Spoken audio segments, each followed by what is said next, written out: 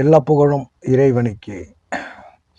ரொம்ப வருஷங்களுக்கு பிறகு மோகன் நடிக்க வந்திருக்கிறாரு. வெள்ளி விழா நாயகன், silver jubilee star, silver jubilee hero அப்படின்னு சொல்லிட்டு. ஸோ பாலு மகேந்திரா அப்படின்னு சொல்லி பெரிய பெரிய இயக்குனர்களால் அறிமுகப்படுத்தப்பட்ட மோகன் வந்து பார்த்திங்கன்னா, தொடர்ந்து மனோபாலா, மணிவண்ணன், ஆர் சுந்தரராஜன், கே ரங்கராஜ் இவங்களுடைய படங்களால் வந்து பார்த்திங்கன்னா மிகப்பெரிய ஒரு உயரத்துக்கு போனார் அப்படின்னு சொல்லலாம். அதுக்கு முக்கியமான காரணம் இளையராஜா. அவருடைய இசையும் கூட மோகனை கொண்டு போய் வேற ஒரு இடத்துல உட்கார வச்சுச்சு அப்படின்னு சொல்லலாம். ஸோ அந்த மோகன் வந்து பார்த்தீங்கன்னா வருஷத்தில் 20 படங்களுக்கு குறையாமல் வந்துட்டு பிளாக் பஸ்டர் மூவிஸ் கொடுத்துருக்குறாரு. அந்த காலகட்டத்தில் நிறைய இயக்குனர்கள் இவரால் அறிமுகப்படுத்தப்பட்டிருக்கிறாங்க.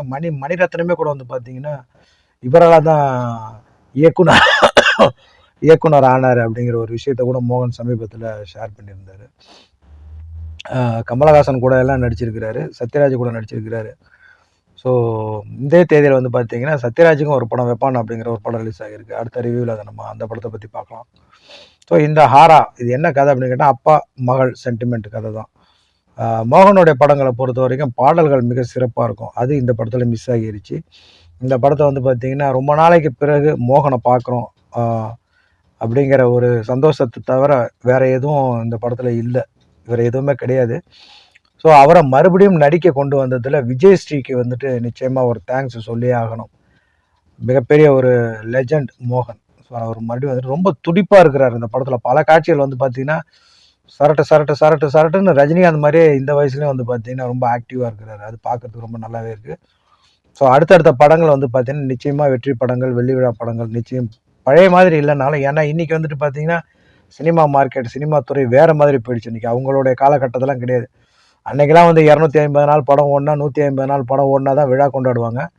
இன்றைக்கி 2 நாள் தேட்டரில் ஓடி போயிடுச்சுன்னா உடனே சோஷியல் மீடியாவில் 24 பிளாக் பஸ்டர் மூவின்னு சொல்லிட்டு வெக்கமே இல்லாமல் போஸ்டர் அடித்து அதை கேட்கலாம் வெட்டி கொண்டாடுறாங்க. கொஞ்சம் கூட கூச்ச நாச்சம் இல்லாமல் 2 நாள் 3 நாளே வந்து பார்த்திங்கன்னா ஒரு படத்தை பிளாக் பஸ்டர்னு அறிவிக்கிறாங்க. அந்த அளவுக்கு பிஸ்னஸ் அதிகமாகி இருக்குது. அது வாஸ்தவமான பேச்சு தான். இருந்தாலும் 2 நாளில் வந்துட்டு எப்படி ஒரு பிளாக் பஸ்டர் மூவி வந்துட்டு கொண்டு வர முடியும்? ஒரு வாரம் தேட்டரில் ஓடி ஒரு வாரத்துக்கு பிறகு தான் கரகாட்டக்காரன் வந்து பார்த்தீங்கன்னா மிகப்பெரிய ஒரு வெற்றி விழா படமாக கொண்டாடப்பட்டுச்சு. அதே மாதிரி காதல் கொண்டேன்னு சொல்லலாம், ஏழை ஜாதி, சின்ன தம்பி, இதெல்லாம் வந்து பார்த்தீங்கன்னா ஒரு வாரம் 10 நாள் தேட்டரில் ஓடி அதுக்கு பிறகு ஹிட்டான ஒரு படம் தான்.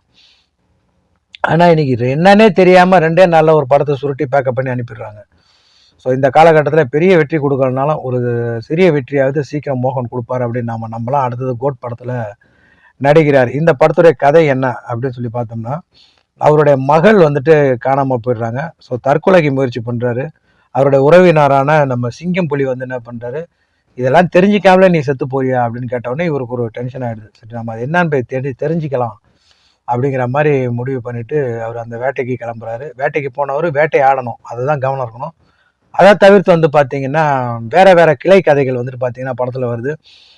மெடிக்கல் மாஃபியா, அதுக்கப்புறம் விபச்சாரம் பண்ணுற விடுதி, அந்த பெண்களை பயன்படுத்தக்கூடிய அந்த ஒரு அம்மா ஒன்று காமிக்கிறாங்க. ஸ்விம்மிங் பூல் வச்சு நடத்திக்கிட்டு அது வேறு தொழிலெலாம் பண்ணிகிட்டு இருக்குது. ஸோ அந்த மாதிரி கதைகள் வந்து பார்த்தீங்கன்னா நடுவில் மாறி போகிறதுனால நம்மளால் கான்சன்ட்ரேஷன் பண்ண முடியல. ஒரு பக்கம் போலீஸ் வேறு விரட்டுது. அது என்னடான்னு சொல்லி கேட்டிங்கன்னா, இவர் ஒரு ஆர்மி மேனை வந்து காப்பாற்றி கொண்டு வந்து இப்ராஹிம்ங்கிற பேரில் நடமாடிக்கிட்டு இருக்கிறாரு. அது ஒரு பக்கம் கேஸு.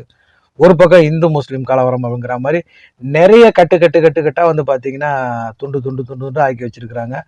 ஸோ ஒரு சரியான நேர்த்தி இல்லை திரைக்கதையில் அப்படிங்கிறது வந்து மறுக்க முடியாத உண்மை. ஒரு முறை படம் பார்க்கலாம், போய் பாருங்கள். பக்கத்தில் தேட்டர் எதுவும் ஓடிக்கிட்டு இருந்ததுன்னா படத்தை போய் பாருங்கள். நிச்சயமாக ஒரு முறை பார்க்கலாம். அவாய்ட் பண்ணுற அளவுக்கு அவ்வளோ மோசமான படம் கிடையாது. பாடல்கள் எதிர்பார்த்து போகாதீங்க. அது எந்த பாட்டுமே உங்களை திருப்திப்படுத்தாது. படத்தோட கதையோடு கேட்டுக்கலாம், அவ்வளோதான். அந்த வகையில் தான் இசை இருக்குது. எல்லா புகழும் இறைவனுக்கு.